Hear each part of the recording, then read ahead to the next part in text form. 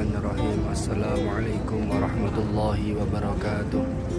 Alhamdulillahi barril jawad alladhi jallat ni'amuhu 'anil ihsa'i bil 'adad al-manni bil lutfi wal irsyad al-hadi ila sabilir rasyad al-muwaffiq li tafaqquhi man latafa bihi wa ikhtarahu minal ibad. Allahumma shalli ala sayyidina Muhammad wa ala ali sayyidina Muhammad. Amma ba'd.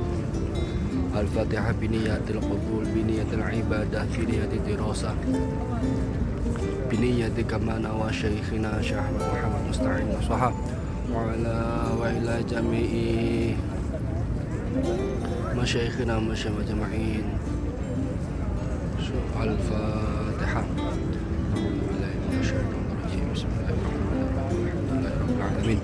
Ar-Rahmanirrahim. Maliki yaumiddin. Iyyaka na'budu wa iyyaka nasta'in. Ihdinas siratal mustaqim. Siratal ladzina an'amta 'alaihim ghairil maghdubi 'alaihim waladdallin. Amin. Al-Faqir akan memulai majelis pada pagi hari ini tepat di depan Masjid Nabawi untuk pengajian kitab Safinatul Najah. Pada pagi hari ini kita akan mengupas tuntas pembahasan Bismillahirrahmanirrahim. Qala al-musannif rahimahullah ta'ala wa nafa'na bihi wa bi'ulumihi fid dharain amin. Abtadi'u bismillahirrahmanirrahim. Abtadi'u ngawiti ngaji sapa ingsun bismillahi kelawan nyebut asmane Gusti Allah Ar-Rahmani kang maha welas asih ing dalam donya lan akhirat, Ar-Rahimi kang maha welas asih ing dalam akhirat. Bapak Ibu yang dimuliakan oleh Allah, pada pembahasan kali ini musannif memulai pengajian kitab Safinatul Najah dengan menggunakan lafaz Bismillahirrahmanirrahim.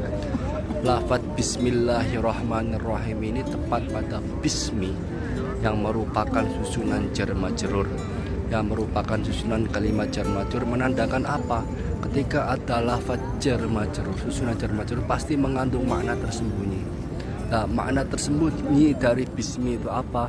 Mengandung makna abtadi'u. Jadi abtadi itu apa? Abtadi itu saya niat memulai. Saya niat memulai untuk mengaji. Saya niat memulai untuk mencari ilmu. Nah, ini terkait rahasia di balik susunan bismi. Di dalam kitab Nailur Roja dijelaskan Bismillahirrahmanirrahim itu tersusun dari beberapa lafaz. Yang pertama adalah lafaz bi, yang kedua lafaz ismi, yang ketiga lafaz Allahi, dilanjutkan Ar-Rahmani dan Ar-Rahimi. Lafaz bi ini merupakan induk dari keseluruhan Bismillahirrahmanirrahim. Dijelaskan bi secara bahasa bermakna dengan, tapi dalam penafsirannya dalam kitab Nailur Roja maksudnya bi itu bermakna apa? Bi itu bermakna dengan mengharapkan keberkahan-Mu ya Allah, dengan mengharapkan keberkahan nama-Mu ya Allah. Jadi ketika kita mengucapkan lafaz Bismillahirrahmanirrahim sebelum menjalankan sesuatu, sebelum menuntut ilmu, musannif menjelaskan sebelum membaca kitab Safinatul Najah, kenapa kok Bismillahirrahmanirrahim? Karena dalam bi itu mengandung makna saya mengharapkan keberkahan dengan lafaz Bismillahirrahmanirrahim. Nah, ini rahasia di balik lafaz bi. Dengan menyebut nama-Mu ya Allah, aku mengharapkan keberkahan. Abtadi'u bi, saya memulai mengaji bi dengan mengharapkan keberkahan kepada-Mu ya Allah.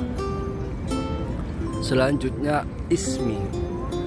Ismi itu apa? Ismi itu secara bahasa bermakna nama. Secara bahasa bermakna nama. Tapi di dalam kitab Nailur Roja, akar kata dari ismi itu sumuwun, keluhuran, ketinggian. Jadi ketika kita memberikan nama kepada seseorang, ketika kita menyebutkan nama seseorang, itu secara tidak langsung kita menyebutkan keluhuran dari nama tersebut. Secara tidak langsung nama yang terkandung itu memiliki makna keluhuran. Artinya apa? Artinya ketika kita memanggil seseorang itu jangan ada mengejek, jangan ada mencemooh, jangan ada mengubah-ubah nama seseorang. Kenapa? Karena makna itu sendiri bermakna keluhuran yang diberikan oleh sang orang tua, mengharapkan anaknya mendapatkan kemuliaan dari nama tersebut. Nah ini. Selanjutnya Allahi itu merupakan nama Allah Subhanahu wa Ta'ala yang paling khusus. Allahi itu nama Allah Subhanahu wa Ta'ala yang paling ma'rifat. Dikisahkan Imam Syibaweh, seorang ahli nahwu, seorang ulama besar, kiblatnya ilmu nahwu, ilmu Arab. Beliau itu di akhirat, suatu saat ketika beliau wafat di akhirat, Imam Syibaweh ketika wafat, ulama-ulama pada zaman itu bermimpi. Jadi kebiasaannya ketika ada seorang ulama besar wafat, ulama-ulama lain itu istikharah, lalu malamnya bermimpi. Lah kebetulan para ulama itu mimpi. Mimpi apa? Tanya kepada Imam Syibaweh, wahai Imam Syibaweh, setelah engkau wafat di akhirat, engkau diapakan oleh Allah Subhanahu wa Ta'ala? Apa jawaban Imam Syibaweh? Saya itu di akhirat itu mendapatkan rahmat dari Allah Subhanahu wa Ta'ala. Karena apa? Karena salah satu fatwa saya yang mengatakan bahwa lafaz Allah adalah lafaz yang paling ma'rifat. Maksudnya apa? Ketika lafaz Allah alifnya dibuang menjadi lillah. Lillah lam pertama dibuang menjadi lahu, yang kembali lagi kepada Allah. Lahu lam kedua dibuang menjadi hu, yang merupakan dhamir mutasil yang kembali lagi kepada Allah. Nah ini dibalik lafaz Allah. Keutamaan yang lain lafaz Allah itu apa? Lafaz Allah itu merupakan lafaz yang paling ma'rifat karena bermakna ilahiyah, ketuhanan, dan tidak boleh makhluknya itu menyematkan menggunakan nama Allah secara mutlak, secara langsung. Jadi nggak boleh manusia dipanggil Allah itu nggak boleh, karena Allah itu bermakna ketuhanan. Biasanya ditambahi Abdullah, ada Abdulnya, hamba Allah. Tapi kalau nama-nama Allah yang lain masih boleh, Rahman, Rahim, Malik, dan lain sebagainya. Beda dengan Allah, merupakan nama yang paling luhur, yang paling khusus. Selanjutnya adalah Ar-Rahman. Ar-Rahman itu apa?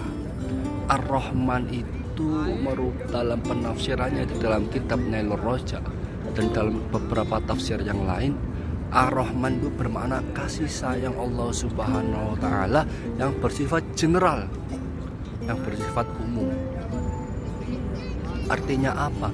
Kasih sayang Allah Subhanahu wa Ta'ala menyeluruh tanpa memandang itu manusia atau bukan, tanpa memandang manusia itu seorang muslim atau bukan, ahli maksiat atau orang soleh, semua mendapatkan rahmatnya Allah Subhanahu wa Ta'ala. Nah ini, oleh karena itu makna apa Rahman ini? Kasih sayang Allah di dunia dan di akhirat. Jadi orang-orang non muslim itu juga mendapatkan kasih sayang Allah, tapi hanya di dunia saja. Nah ya, oleh karena itu jangan kaget ketika banyak orang non muslim yang kaya, banyak orang non muslim yang hidupnya itu seperti sukses dan lain sebagainya, karena tetap mendapatkan rahmatnya Allah SWT. Bahkan di dalam ahlu sunnah wal jamaah, setiap orang non muslim yang melakukan kebaikan, setiap ada orang non muslim yang melakukan amal-amal baik seperti sedekah, terus membantu orang lain dan lain sebagainya, itu balasan dari Allah apa? Balasan dari Allah mendapatkan kenikmatan di dunia atau keringanan siksa di akhirat. Nah, ini termasuk sifat rahmannya Allah. Oleh karena itu Nabi Muhammad SAW itu bukan rahimah lil alamin, tapi rahmatal lil alamin. Kenapa? Karena kasih sayang Nabi Muhammad SAW itu menyeluruh untuk semua alam, baik manusia itu muslim atau bukan, tetap mendapatkan kasih sayangnya Nabi Muhammad SAW.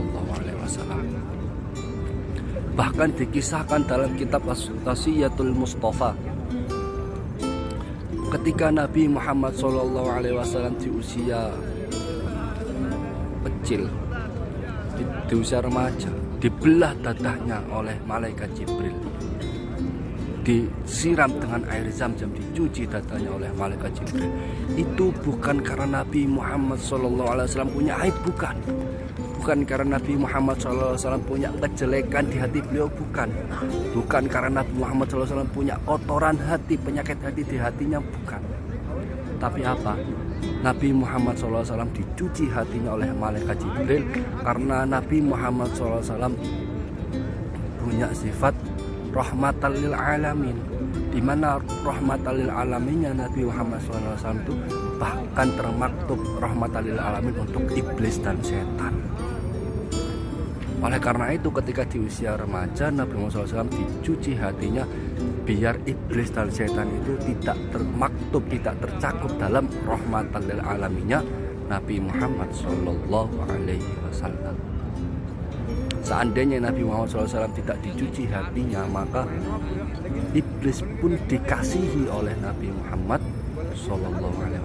Nah, ini itu terkait rahman. Makna lain dari rahman itu apa? Makna lain dari rahman itu adalah Allah Subhanahu wa Ta'ala mengabulkan doa manusia itu sesuai dengan apa yang dimintakan. Ketika seorang minta A, Allah memberi A, orang minta B, Allah memberi B. Selanjutnya Ar-Rahim. Ar-Rahim itu apa? Ar-Rahim itu bermakna kasih sayang Allah Subhanahu wa Ta'ala di akhirat saja. Nah, Ar-Rahim ini khusus untuk seorang muslim, seorang mukmin, umat Nabi Muhammad SAW. Kenapa? Sifat Ar-Rahim ini terbatas, keistimewaan untuk orang muslim. Balasan-balasan ibadah kita itu terletak di Ar-Rahim ini, keikhlasan hati kita dalam bersedekah, dalam ibadah dan sebagainya.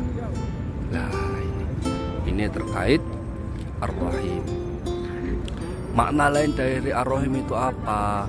Makna lain dari sifat Ar-Rahim itu ketika seorang hamba berdoa kepada Allah Subhanahu wa Ta'ala, maka Allah akan memberikan lebih dari apa yang dimintakan. Ketika seorang hamba minta A, Allah akan memberikan A, B, C, D, dan seterusnya. Nah, ini sifat Ar-Rahim. Selanjutnya Bismillahirrahmanirrahim ini di dalam kitab Nailur Raja dijelaskan punya beberapa hukum. Yang pertama, Bismillahirrahmanirrahim ini memiliki hukum wajib. Maksudnya apa? Seseorang diwajibkan membaca Bismillahirrahmanirrahim ini. Dalam keadaan apa? Dalam keadaan ketika seseorang tersebut menjalankan sholat. Nah, ketika seorang menjalankan sholat, menurut madhab Syafi'i, Al-Fatihah itu Bismillahirrahmanirrahim. Al-Fatihah itu ayat pertamanya menggunakan Bismillahirrahmanirrahim. Karena Al-Fatihah dalam sholat wajib itu wajib dibaca, maka Bismillahirrahmanirrahimnya juga wajib dibaca. Nah, ini hukum pertama. Bismillahirrahmanirrahim berhukum wajib. Selanjutnya hukum kedua, Bismillahirrahmanirrahim itu berhukum sunnah. Ketika apa? Bismillahirrahmanirrahim itu berhukum sunnah ketika kita berniat mengucapkan Bismillahirrahmanirrahim untuk mengharapkan keberkahan. Ketika kita berniat membaca Bismillahirrahmanirrahim sebelum melakukan hal-hal yang bersifat sunnah. Sebelum menuntut ilmu, bismillahirrahmanirrahim. Sebelum berzikir, bismillahirrahmanirrahim. Sebelum tidur, bismillahirrahmanirrahim. Maka ini terkait hukum sunnah. Kenapa? Oleh Nabi Shallallahu Alaihi Wasallam, kullu mri'in dzi balin la yubda'u bi bismillahirrahmanirrahim wa huwa abtar wa qila wa huwa abtar. Segala sesuatu yang tidak kita mulai dengan membaca bismillahirrahmanirrahim maka terputus. Maksudnya terputus apa? Terputus itu keberkahannya terputus, nilai barokahnya terputus. Emang kenapa kalau barokahnya terputus? Barokah itu apa sih? Barokah itu ziyadatul khair, bertambahnya kebaikan. Barokah itu bertambahnya value, bertambahnya nilai dari sesuatu. Seperti ketika kita punya uang 5.000, antara 5.000 rupiah yang barokah dengan 5.000 rupiah yang tidak barokah itu beda. Contoh, ketika seorang punya 5.000 rupiah yang barokah, ketika dibelanjakan akan membawa kebaikan untuk dirinya, value-nya akan banyak untuk dirinya. Beda dengan 5.000 yang tidak barokah, tidak membawa manfaat dan tidak menambah kebaikan untuk dirinya. Nah, itu. Oleh karena itu, mari kita latih diri kita untuk selalu mengucapkan bismillahirrahmanirrahim sebelum melakukan sesuatu. Selanjutnya, hukum ketiga bismillahirrahmanirrahim adalah makruh. Ketika apa? Bismillahirrahmanirrahim itu bisa berhukum makruh ketika seseorang akan menjalankan sesuatu yang makruh. Seperti apa? Seperti ketika seseorang itu menyanyiakan waktu, atau seperti seseorang itu akan melakukan sesuatu yang makruh, banyak sesuatu yang makruh. Kayak itu. Contoh seperti mau scroll IG tanpa ada alasan, niatnya membuang-buang waktu, lalu bismillah dulu. Itu ya juga termasuk menyanyiakan waktu makruh. Bismillahirrahmanirrahim juga bisa bermakna haram. Ketika apa? Ketika seseorang akan menjalankan sesuatu yang haram diawali bismillah. Contoh, mau minum khamr, bismillah dulu. Nah, itu haram. Bismillahnya juga haram, khamrnya juga haram. Nah, atau mau judi biar menang, bismillah dulu. Ya haram. Judinya haram, bismillahnya juga haram. Nebak togel, bismillah dulu. Togelnya haram, bismillahnya haram. Atau membaca bismillahirrahmanirrahim sebelum membaca surat At-Taubah. Beberapa ulama berpendapat membaca bismillahirrahmanirrahim sebelum membaca surat At-Taubah itu haram. Seperti itu. Berkenaan dengan kewajiban membaca bismillahirrahmanirrahim, ketika seseorang dalam surat Al-Fatihah itu memang ada beberapa khilaf ulama. Menurut Imam Madhab Syafi'i, bismillah itu termasuk dalam Al-Fatihah sehingga hukumnya wajib. Menurut Madhab Maliki, bismillahirrahmanirrahim itu sunnah karena tidak termasuk dalam Fatihah. Nah, bagaimana ketika kita berjamaah dengan imam yang tidak membaca bismillahirrahmanirrahim? Maka jika kita yakin imamnya itu tidak membaca bismillahirrahmanirrahim, maka kita yang mengikuti madhab Syafi'i tidak sah sholat mengikuti imam tersebut jika yakin. Lah, solusinya gimana? Karena kenapa? Di Mekah, di Madinah itu kebanyakan menggunakan madhab Maliki dan kebanyakan tidak terdengar bismillahirrahmanirrahimnya diucapkan oleh imam.